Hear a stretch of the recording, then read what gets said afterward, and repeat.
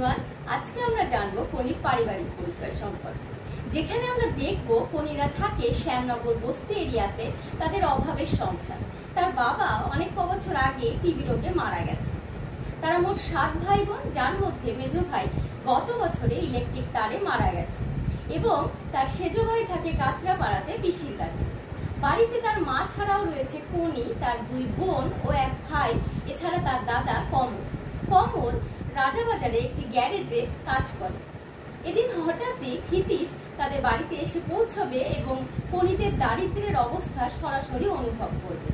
এখানে কি ফর্মে সই নিয়ে তিনি চলে যাবেন এবং পরদিন থেকে শুরু হবে জুপিটার সুইমিং ক্লাবে কনির সাঁতারের প্রশিক্ষণ।